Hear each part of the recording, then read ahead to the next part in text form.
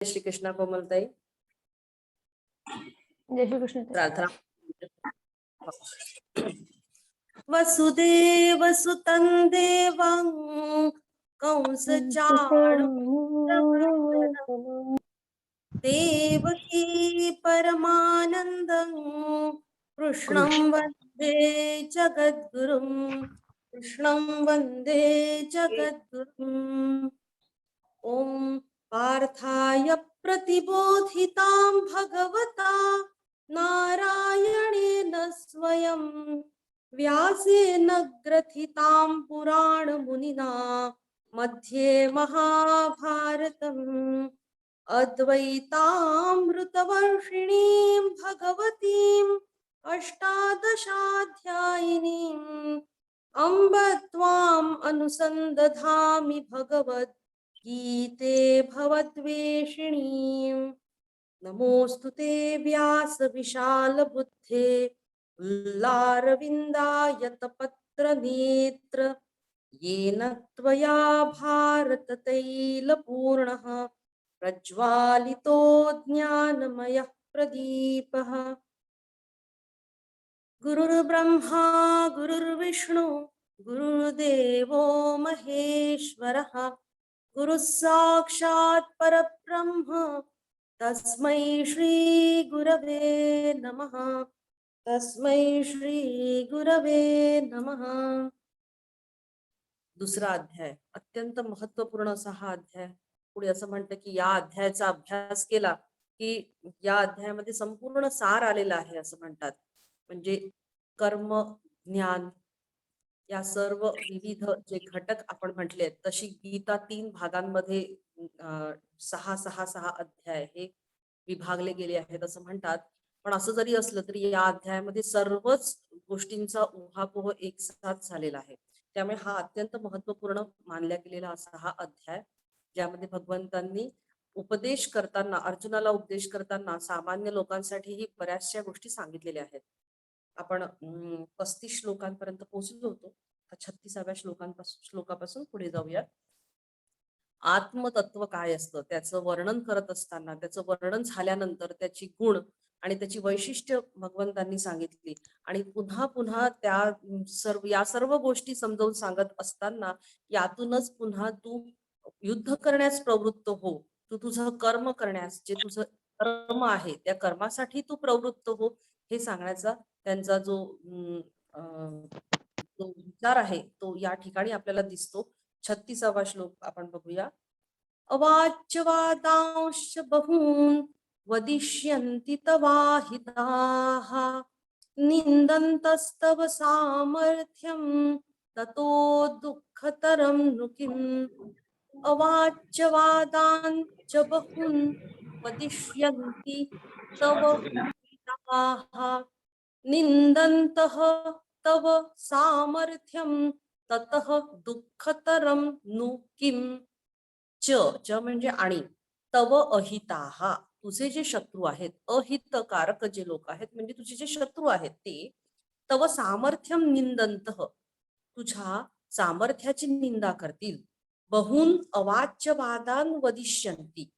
बहुन म्हणजे खूप काही, अवाच्य जे वाच्य नाहीये म्हणजे जे बोलण्यासारखं नाहीये असं, वदिष्यन्ति असं ते बोलतील. खूप काही ते तुला उलट सुलट बोलतील.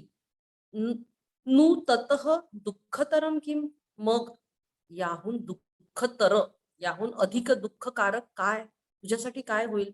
म्हणजे भगवंतांनी कर्म कर हे सांगत असताना, ज्ञानाचा उपदेश देत असताना पुन्हा पुन्हा त्याला थोडं इमोशनली सुद्धा ते एक सांगतायत की तू जर रणांगणातून पळून गेला तर तुला महारथी वीर पळाला असं म्हणतील आणि मग तुला ज्यांच्याकडनं योग्यता मोठेपणा प्राप्त झालाय ते तुला लहान समजतील असं सांगत असताना तुझे शत्रू तुझ्या सामर्थ्याची निंदा करतील आणि जे काही बोलू नये असं तुला वाटतंय, जे शत्रूंनी बोलू नये असं जे काही आहे असं तुला ते बोलतील असं ते सांगतायत. अशा प्रकारे, कारण की ज्ञानेश्वर महाराज या ठिकाणी सांगतात की खूप लोक खूप प्रयत्न करून अत्यंत मेहनतीने आपलं जीवन खर्च करून कीर्ती वाढवतात आणि तुला ती कीर्ती अनायास आणि अपरिमित अशी कीर्ती तुला प्राप्त झालेली आहे. तुझ्या उत्तम गुणांना साजेशी अशी ती कीर्ती आहे. देशातले कितीतरी देशातले राजे जे भाट झाले आहेत. भाट होणे म्हणजे स्तुती गायक ज्यांना म्हणतो, त्यांना भाट असा संस्कृत शब्द आहे. ते वर्णन करतात. आणि असे असे हे जे मोठमोठे योद्धे जे आहेत, ते तुझं पौरुषत्व जाणून घेऊन प्रतिस्पर्धी जे आहेत त्यांनी तर आपल्या जीवनाची आशा देखील सोडून दिली आहे. हे सगळे योद्धे मत्त हत्तीसारखे असले तरी सिंहाची गर्जना करत आलेल्या तुला पाहून त्यांना भीती वाटते आहे, त्यांना धाक वाटतो आहे. असं सगळं वर्णन करत असताना हे सगळे तुझी विटंबना करतील, हे तुला वाईट असं बोलतील, त्यावेळी तुला जे जे दुःख होईल त्यापेक्षा तू आता समर्थपणे युद्ध का करू नये, अशा प्रकारचं वर्णन ज्ञानेश्वरीमध्ये ज्ञानेश्वर महाराज करतात. पुढचा श्लोक हा आवाहनात्मक श्लोक आहे. या श्लोकाद्वारे उत्साहवर्धक आणि आव्हान चॅलेंज देणं जे म्हणतो तशा प्रकारचं वर्णन या श्लोकामध्ये आलेलं आहे. अनेक श्लोक या दुसऱ्या अध्यायातले अत्यंत प्रसिद्ध झाले आहेत. त्यातलाच हा एक अत्यंत प्रसिद्ध असा श्लोक. हतो वा प्राप्स्यसि स्वर्गम जित्वा वा भोक्ष्यसे महीम तस्मादुत्तिष्ठ कौन्तेय युद्धाय कृतनिश्चयः हतः वा प्राप्स्यसि स्वर्गम जित्वा वा भोक्ष्यसे महीम तस्मात् उत्तिष्ठ कौन्तेय युद्धाय कृतनिश्चयः. हतः वा स्वर्गम प्राप्स्यसि. अगदी सुंदर याच्यात त्यांनी सांगितलंय. हतः म्हणजे मेलास, समजा हन हत, हत म्हणजे मरण पाव. जर ठार झालास युद्धामध्ये तर स्वर्गम प्राप्स्यसि, तू स्वर्गाला जाशील, तुला स्वर्ग प्राप्ती होईल. जितवा वा महीम भोक्षसे, आणि जर तू जिंकलास या युद्धामध्ये, जर तू जिंकलास तर तुला मही म्हणजे पृथ्वी, महिम भोक्षसे, तू या पृथ्वीचं राज्य भोगशील, म्हणजे तुला ही पृथ्वी प्राप्त होईल. तस्मात कौंतेय, आणि म्हणूनच हे कौंतेया, युद्धाय कृत निश्चय, युद्धाचा निश्चय करून उत्तिष्ठ, उत्तिष्ठ म्हणजे उभा राहा. पुन्हा एकदा बघा समग्र अर्थ. मेलास तर स्वर्गाला जाशील आणि जिंकलास तर पृथ्वीचं राज्य भोगशील, म्हणून हे कौंतेया युद्धाचा निश्चय करून तू आता इथून उठ. अशा प्रकारे अत्यंत उत्साहपूर्वक उत्साहवर्धक असं इथे या ठिकाणी चॅलेंज केलेलं आहे. लढण्यापूर्वी वीरांना पूर्वीच्या काळी असंच आवाहन केलं जात असे.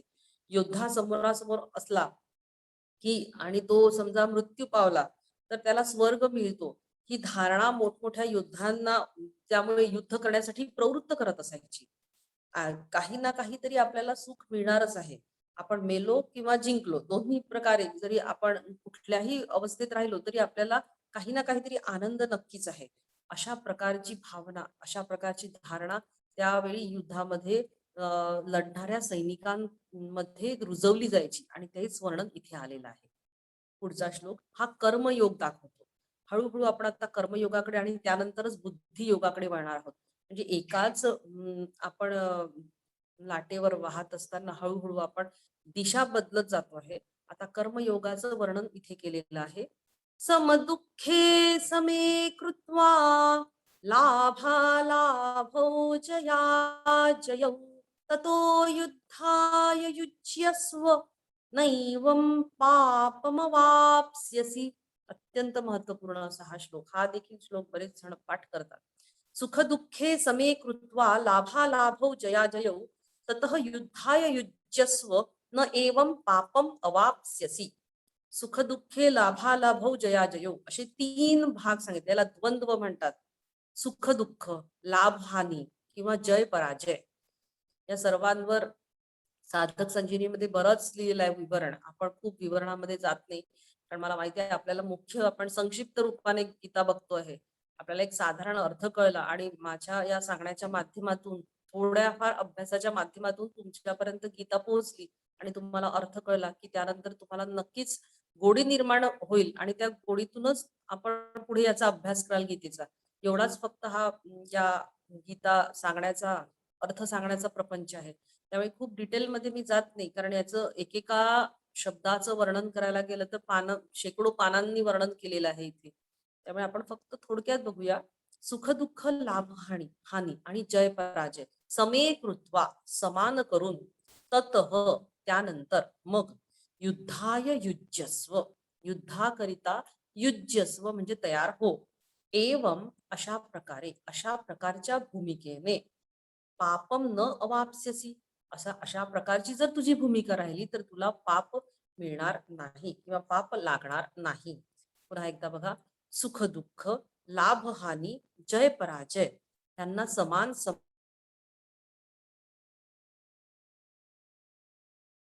जर तू युद्ध केलंस तर तुला निश्चितपणे पाप लागणारच नाही. कारण की अर्जुनाच्या मनामध्ये जे होतं की मी माझ्या गुरूंना समजा जर त्यांची हत्या केली तर मला महापाप लागेल, मी माझ्या नातेवाईकांची हत्या केली तर मला पाप लागेल, अशा प्रकारचे जे विचार त्याच्या मनात होते ते काढून टाकण्यासाठी हा श्लोक आलेला आहे. खर तर कर्मयोग ज्यांना पचला आहे आणि जे ज्ञानी व्यक्ती आहेत त्यांना कर्माचं फळ समजतं आणि त्या उद्देशाने इथे हा समत्वाची जी भावना आहे इथे ही सांगितलेली आहे. कर्मयोगाची स्थापना आपण केलेली आहे. सुख दुःखे समे कृत्वा म्हणजे नक्की काय असतं. एक छोटीशी कथा आलेली आहे. नहुष राजा जो होता त्याचा मुलगा आहे ययाती.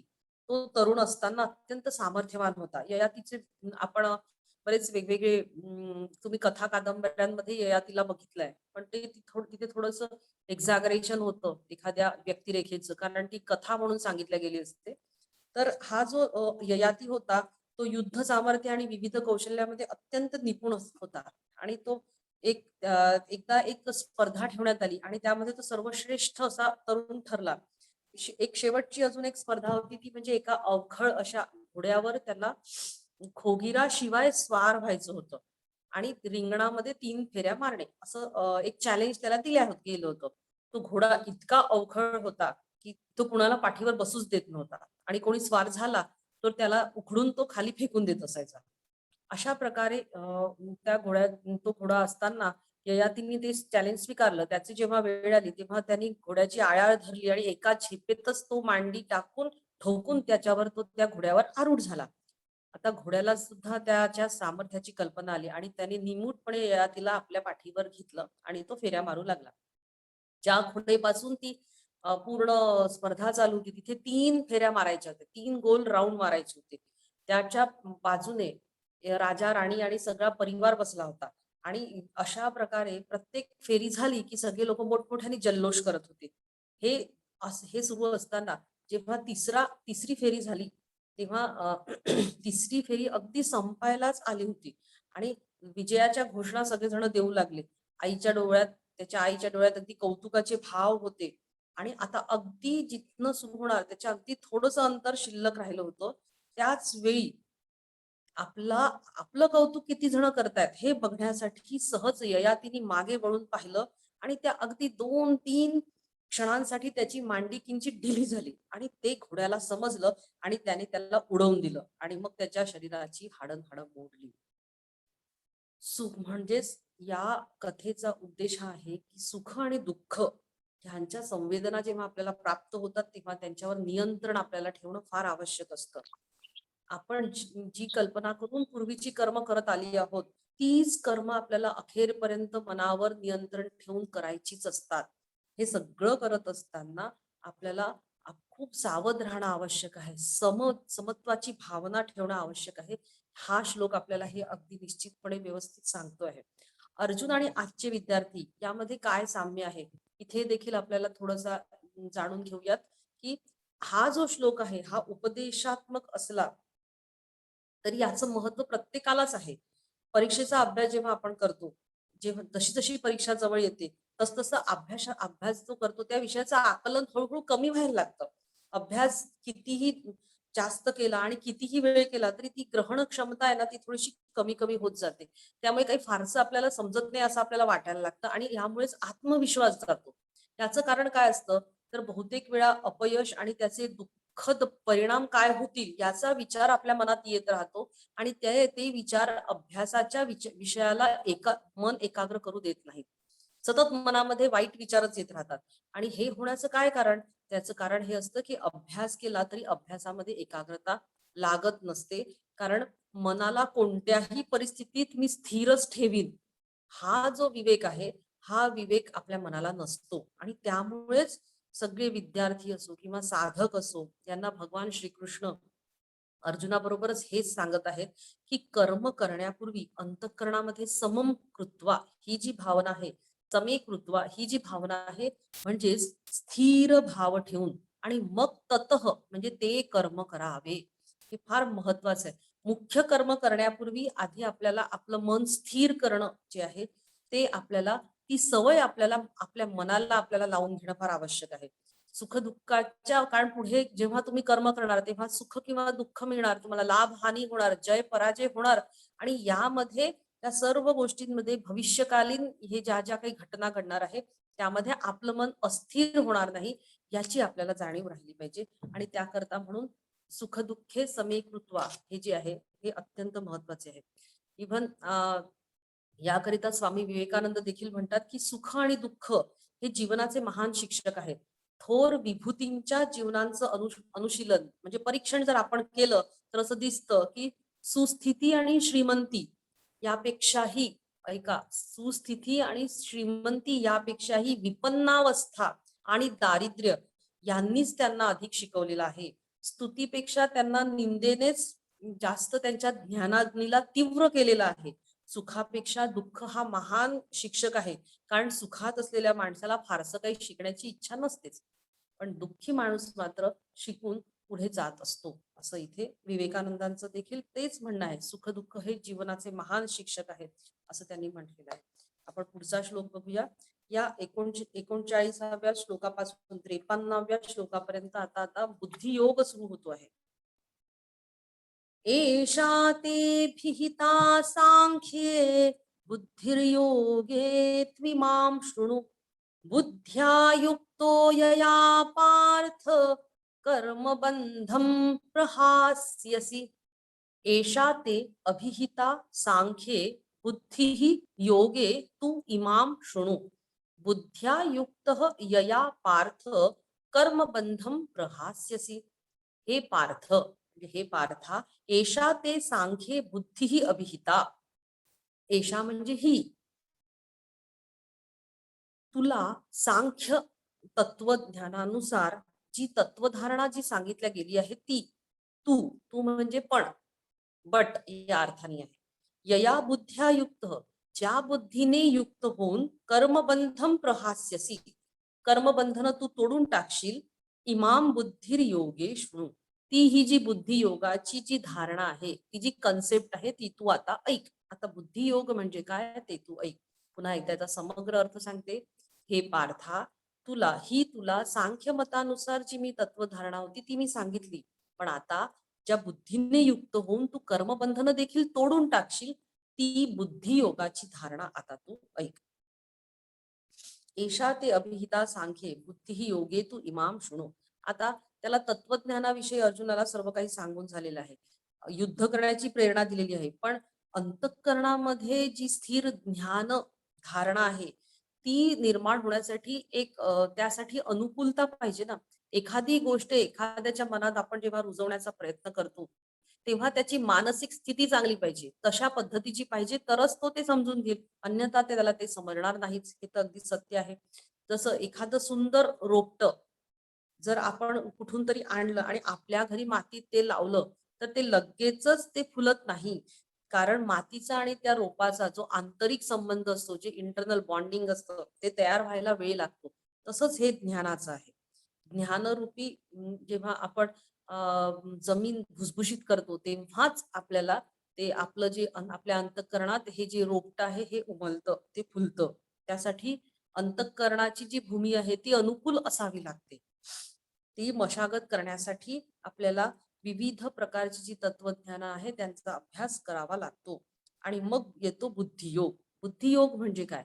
बुद्धी परमात्म्याशी जोडली जाणे, म्हणजेच त्याच्याशी युक्त होऊन राहणे, असा हा बुद्धियोग आहे. ही एक मोठी व्यापक संकल्पना आहे. आणि बुद्धियोगासाठी प्रयत्नपूर्वक अभ्यास करणे म्हणजेच कर्मयोग.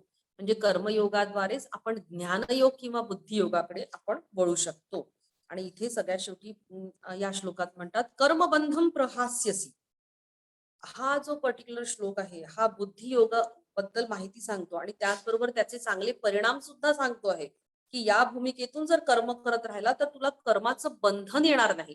कारण कुठलंही कर्म केलं की त्याचं काही ना काहीतरी फलप्राप्ती आहेच. पण इथे या ठिकाणी जर तू अशा प्रकारे जर तू बुद्धियोग केलास तर तुला कर्मबंधाचं देखील बंधन येणार नाही.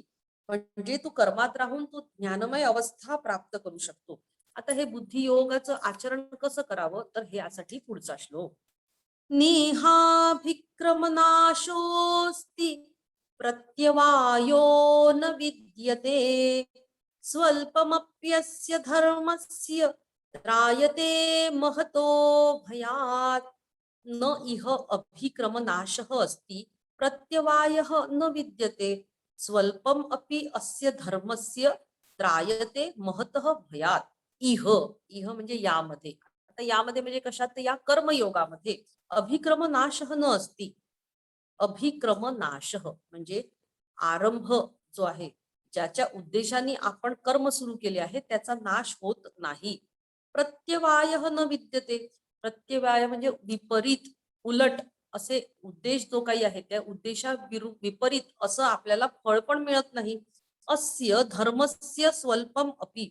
या धर्माचे स्वल्प म्हणजे थोडेसे आचरण जरी केले ना आपण तरीही महत भयात त्रायते. मोठ्या भयापासून रक्षण होते. त्रायते म्हणजे रक्षण होते. इथे भगवंत पुन्हा काय म्हणतात पूर्ण समग्र अर्थ ऐकूया या श्लोकाचा. यामध्ये म्हणजे कोणत्या याच्यात निष्काम कर्मयोगामध्ये आरंभाचा म्हणजे ज्या उद्देशाने कर्म सुरू केले आहे त्याचा नाश होत नाही आणि उद्देशाला विरुद्ध विपरीत असं फळ पण प्राप्त होत नाही. या धर्माचं अगदी थोडस जरी आचरण केलं तरीही मोठ्या भयापासून रक्षण होते. कर्मयोग हा बुद्धियोगाचा पहिला विभाग आहे. पण नुसतं कर्म करत राहणं म्हणजे कर्मयोग नाही. पुष्कळ कर्म करणाऱ्या लोकांना आपण कर्मवीर म्हणतो पण कर्मयोगी नाही म्हणता येणार. कर्मवीर आणि कर्मयोगी यांच्यामध्ये फरक आहे.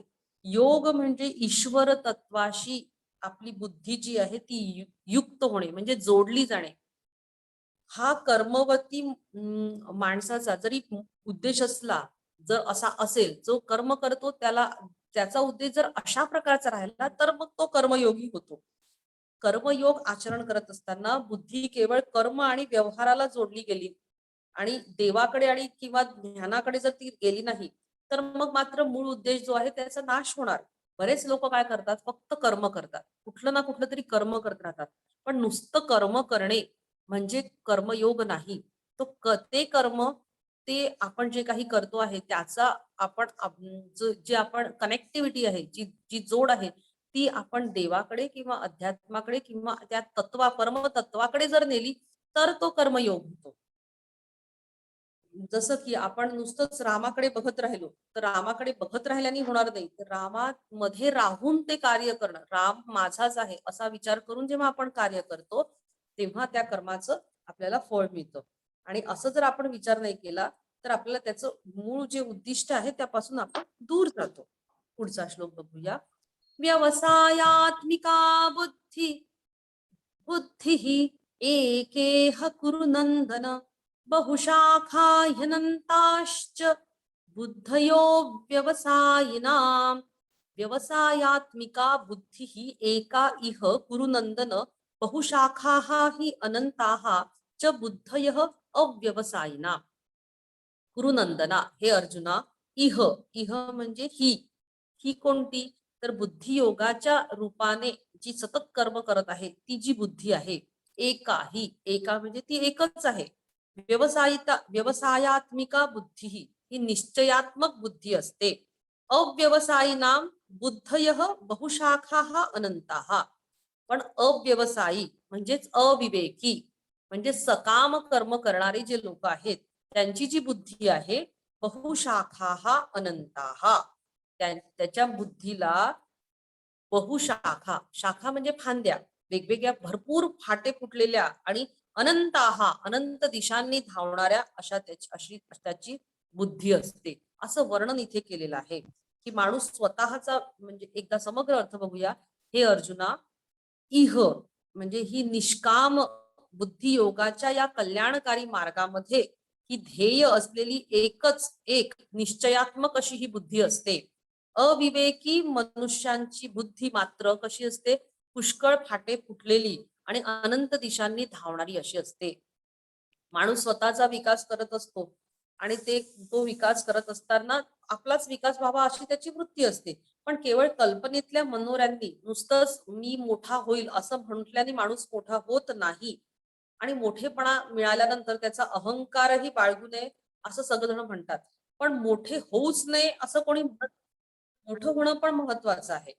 आणि त्यासाठी आपण जो एक निश्चित ध्येय आहे, त्यासाठी एक निश्चयात्मक बुद्धी आपली असणं आवश्यक आहे. आणि अशी बुद्धी जीवनाच्या सर्व क्षेत्रांमध्ये यशस्वी होण्यासाठी आपल्याला मदत करत असते. आणि त्याबद्दल सांगणारा हा एक विशिष्ट श्लोक जो आहे, व्यवसायात्मिका बुद्धी, आणि हाच कर्मयोगाचा देखील पाया आहे. याबद्दल भरपूर वर्णन आलेलं आहे. आपण एक थोडक्यातच बघितलं. पुढचा श्लोक बघूया, 42 आणि 43वा श्लोक सलग बघूया. यामिमां पुष्पितां वाचं प्रवदन्त्य विपश्चितः वेदवादरताः पार्थ नान्यदस्तीति वादिनः कामात्मानः स्वर्गपरा जन्म कर्म फलप्रदां क्रियाविशेष बहुलां भोगैश्वर्य गतिं प्रति. 2 श्लोक आहेत यात. याम इमाम पुष्पितां वाचं प्रवदन्ति अविपश्चितः वेदवादरतः पार्थ न अन्यत् अस्ति इति वादिनः कामात्मनः स्वर्गपराः जन्म कर्म फलप्रदां क्रियाविशेष बहुलां भोग ऐश्वर्य गतिं प्रति. हे पार्थ, पार्थाला उद्देशून म्हणतात कामात्मनः. कामात्मनः म्हणजे अशी व्यक्ती जी सकाम अंतःकरणाची आहे, म्हणजे कामयुक्त कुठलंही कर्म करण्याची इच्छा असलेली ती व्यक्ती. वेदवादरताः, वेदवादरताः म्हणजे वेदांमध्ये जे सांगितलेलं सकाम कर्मकांडच सर्वात महत्वाचं आहे असं मानणारे. स्वर्गपराः म्हणजे स्वर्ग प्राप्ती हेच सर्वश्रेष्ठ फळ आहे असं मानणारे. अन्यत न अस्ति, स्वर्गपराः म्हणजे स्वर्गप्राप्ती हेच श्रेष्ठ फळ आहे, याहून अन्य अपरह न अस्ति, दुसरं कुठलंच फळ नाही असं मानणारे. इति वादिनः असे म्हणणारे आहेत. अविपश्चितः असे लोक कसे असतात, अविपश्चितः. विपश्चित म्हणजे विवेक, अविपश्चित म्हणजे अविवेक. इमाम याम पुष्पिताम वाचम, अशी असे हे जे लोक, इमाम म्हणजे ही, पुष्पिताम वाचम फुलवलेली भाषा, प्रवदंती म्हणजे म्हणत असतात, सांगत असतात, बोलत असतात, भोगैश्वर्य गतिम प्रति, भोग आणि ऐश्वर्य यांच्यासाठी क्रिया विशेष बहुलाम, अनेक विशेष प्रकारच्या क्रिया खूप वर्णन करून सांगणारे असतात. आणि कसे असतात, जन्म कर्म फलप्रदाम, आणि शेवटी ते जन्म संसार हेच कर्मफळ देणारे आहेत असे मानणारे असतात. या ठिकाणी वेदांत उपनिषदांबद्दल जी कल्पना आहे ती इथे सांगितलेली आहे की उपनिषदांमध्ये जे काही वर्णन केलं आहे ते काही लोक त्यांचं कशा प्रकारचं अर्थ घेतात. एक समग्र अर्थ या ठिकाणी बघूया. हे पार्था, कामात्मनः वेदवादरतः, सकाम अंतःकरणाच्या व्यक्ती वेदांमधील सकाम कर्मकांडच सर्वात महत्वाचं आहे असा अर्थवाद जोपासणारे असतात. आणि स्वर्गप्राप्ती हेच फळ आहे, दुसरं कुठलंच नाही असं म्हणणारे आहेत. असे अविवेकी लोक अशी जी फुलवलेली भाषा बोलतात, म्हणजे खूप विविध प्रकारे फुलवून जे एक्सप्लेन करत करत जे सांगतात, ते लोक भोग आणि ऐश्वर्य यांच्या प्रती अनेक विविध विशेष प्रकारच्या क्रिया करून सांगणारे जे असतात, आणि शेवटी ते जन्म आणि मृत्यू हेच कर्मफळ देणारे आहेत. आणि ह्यातच ते बंधनात, याच बंधनात ते राहतात. पुढचा श्लोक बघा. भोगैश्वर्य प्रसक्तानां दयापरुत चेतसां व्यवसायात्मिका बुद्धिः समाधौ न विधीयते भोगैश्वर्य प्रसक्तानां तया अपहृत चेतसां व्यवसायात्मिका बुद्धिः समाधौ न विधीयते. तया म्हणजे अशा व्यक्तींच्या अपहृत चेतसां, अपहृत चेतस, चेतस म्हणजे चित्त, अपहृत म्हणजे अपहरण केलेलं आहे, ज्यांचे चित्त या विविध उद्देशांनी अपहृत केलं आहे, अपहरण केलेलं आहे. भोगैश्वर्य प्रसक्ताना, भोग आणि ऐश्वर्य यांमुळे प्रकर्षाने आसक्त होऊन गेलेली जी व्यक्ती असतात, त्या व्यक्तींची व्यवसायात्मिका बुद्धी म्हणजे निश्चयात्मक अशी जी बुद्धी आहे, समाधौ न विधीयते, ती समाधीच्या बाबतीत स्थिर होत नाही. एकमेकांशी कनेक्टेड असे श्लोक आहेत हे. थोडं कठीण जातं हे तत्वज्ञान, आणि म्हणूनच आपल्याला वारंवार ऐकणं आहे. वारंवार ऐकू, आपण अभ्यास करू, तेव्हाच थोडं थोडं कळायला लागतं. संपूर्ण गीतेचा अभ्यास करायला एक आयुष्य कमी पडतं असं म्हणतात. त्यामुळे माझी पण सुरुवातच आहे. आपली किती सुरुवात असेल मला माहिती नाही, कदाचित आपण बरेच पुढे गेलेले पण असाल, पण थोडा स्वार्थ आहे म्हणूनच मी गीता पण थोडस माझा पण अभ्यास होतो, आणि या स्वार्थाच्या माध्यमातून थोडा परमार्थाकडे जाण्याचा हा प्रयत्न आहे. तर ह्या श्लोकाचा अर्थ बघूया की अशा व्यक्तींच्या शिकवणुकीच्या नादी लागल्यामुळे ज्यांचे चित्त स्वर्ग प्राप्तीसारख्या उपभोगमय उद्देशांमुळे हरण झाले आहेत, अशा भोग आणि ऐश्वर्य यांच्यात प्रकर्षाने आसक्त होऊन गेलेल्या व्यक्तींची जी निश्चयात्मक बुद्धी आहे, ती परमतत्वाशी एकरूपता अनुभवण्याच्या अवस्थेत म्हणजेच समाधी अवस्थेत होत नाही. ती तशी समाधी अवस्था त्यांना प्राप्त होत नाही. अशा लोकांची समाधौ म्हणजे अंतःकरणामध्ये निश्चयात्मक बुद्धी प्राप्त होत नाही, हे शंकराचार्यांनी सुद्धा गीता भाष्यात सांगितलेलं आहे. ज्या व्यक्तींच्या शिकवणुकींच्या नादी लागल्यामुळे चित्त जे आहे ते उपभोगांच्या उद्देशामुळे वेगळ्याच मार्गाने जातं, त्यांची बुद्धी काय मिळवते याचं वर्णन करताना त्यांनी सांगितलेलं आहे. आणि इथे व्यवसायात्मिका बुद्धी समाधौ न विधीयते असं जे सांगितलेलं आहे, या श्लोकामध्ये एक आपल्याला अलर्ट केलेला आहे, एक सावधानतेचा इशारा भगवंत आपल्याला देतात. तुम्ही जर ईश्वर प्राप्ती करायचं हे उद्दिष्ट जर मनात ठेवून असाल, आणि तर ज्या अंतरंगामध्ये उपासनेच्या नाम आणि ध्यान या साधनेनी जर तुम्ही योग मार्गाला प्राप्त करून घ्यायचा प्रयत्न केला, तर तुम्हाला निश्चितपणे अनुभूती येईल.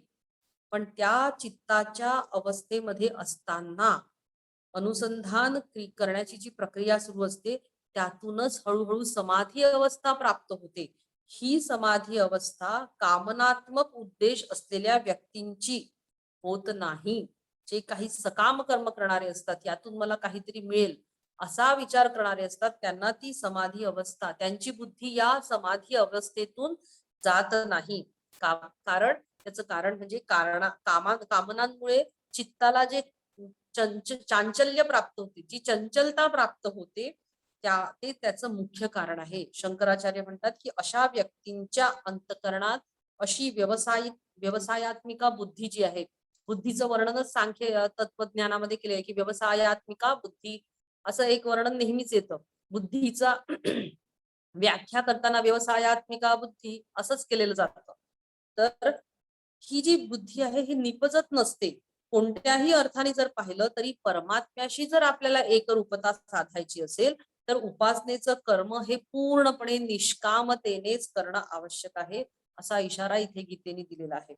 वेदांचं जे महत्व आहे ते ज्ञानमय उपनिषदांमुळे आहे. सर्व वेदांचा इतर भाग कसा आहे आणि त्याबद्दल काय करावं हे पुढच्या श्लोकामध्ये सांगितलेलं आहे. मला असं वाटतं वेळ झाली होती.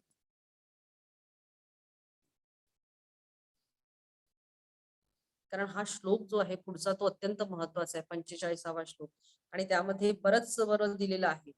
त्यामुळे आपण हा श्लोक डिटेलमध्ये पुढच्या वेळेला बघू, नाही तर मग श्लोकामधला मुख्य भाव सुटून जातो. तर आपण इथे आज थांबूया. मी प्रार्थना म्हणते आणि मग आपण इथे आपल्या याला विराम देऊया.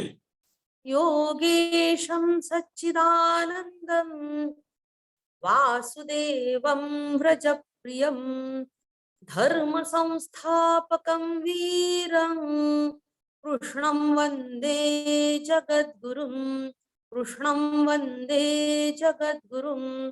सर्वांना सादर जय श्री कृष्ण.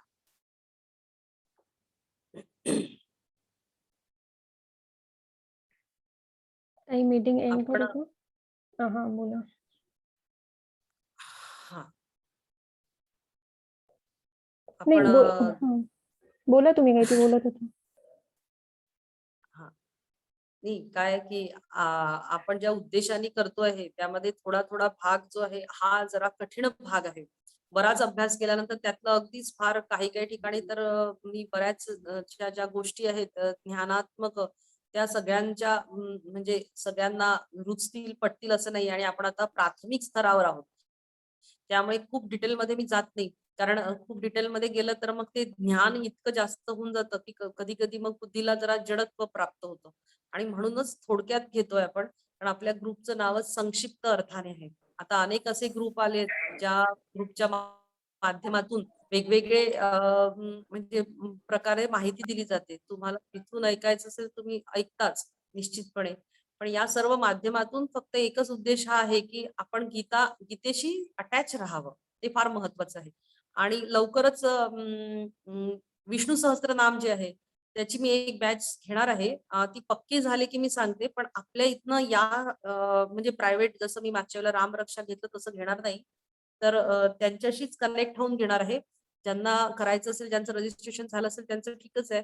पण जर का नाही झालं काही कारणाने आणि जर शिकण्याची इच्छा असेल तर तुम्ही तसं सांगून ठेवाल. मी लिंक पाठवून देईल. तुम्ही त्या ग्रुपला जॉईन कराल. मी वेळ निश्चित अजून झालेली नाहीये तर मी वेळ पण सांगेन कोणत्या वेळेची आहे. तर त्या हिशोबाने जर शक्य असेल तर त्यांनी मग त्या यांनी तुम्ही जॉईन करा. हो ताई लिंक पाठवा मग. लिंक मी पाठवून देईल. विष्णू ताई सहस्त्रनामचं रजिस्ट्रेशन सुरू आहेत का सध्या? नाही आटोपले रजिस्ट्रेशन त्यांचे. हो का? बरं मग लिंक पाठवाल ताई. हा म्हणजे आता तिथे किती जण राहतील कारण आता सध्या त्या बॅचेस फारच फुल चालल्या आहेत प्रत्येक. लिंक पाठवता या. इथे पाठवाल का लिंक तुम्ही? हो ताई? नक्की पाठवेल. हो लिंक इथे पाठवाल का याच याच्यावर? हो पाठवेन मी. आता गीता फक्त तिथे संक्षिप्तवर पाठवा काय आहे, व्ह्यूवर पाठवता. जय हो शिक्षण. चालेल ठीक आहे. चला ताई तिथे येस थांबू. व्ह्यूवर पाठवता का गीता संक्षिप्तवर पाठवता? हो गीता संक्षिप्तवरच पाठवेन मी. पाठवली. बरं बरं झालं. धन्यवाद. धन्यवाद. चला ताई याच्यावर पण पाठवा ना आम्हाला बरं पडेल ना. याच्यावर पण लिंक पाठवा आम्हाला बरं पडेल. हो हो इथेच पाठवेन ना. इथेच पाठवेन. हा हा. कारण तिकडे नाही पाठवता येत कारण ते आपलं ऑफिशियल आहे. तिकडे काही करता येणार नाही. एक प्रयत्न आहे बरेच दिवस झाले मनामध्ये होतं पण ते काही जमत जुळून येत नव्हता योग शिकवण्याचा. मग म्हटलं ठीक आहे आपलं प्रायव्हेट होत नाहीये तर कमीत कमी त्यांना जॉईन करून करावं. काल राहुल दादा पोरे तुम्ही ओळखत असालच आपल्या बॅचचे जीसी होते ते. त्यांच्याशी बोलले मी. फक्त मेसेज केला तर ते म्हणाले चला आपण नक्की करू. मी भाग्यश्री ताईंनाही घेतो आणि आपण करूयात म्हणून. ते पूर्ण एकदम तयार झाले. तर म्हटलं बघूया. धन्यवाद. वेळ कोणती वेळ? वेळ तेच वेळ अजून नाही झालाय. मी फक्त त्यांना सांगून ठेवलं की मला एक बॅच घ्यायची आहे. तर ते म्हणाले ठीक आहे आपण बॅच देऊ. तर आता तेवढं बोलणं झालंय. सांगते मी तुम्हाला जी काही वेळ असेल ते डिटेल मी नक्की हो चालेल. पण सांगा. काही अर्थ पण सांगणार ना? अर्थाचं थोडस कारण ते श्लोक बरेच मोठे आहेत. अर्थ सांगता हरकत काही नाही.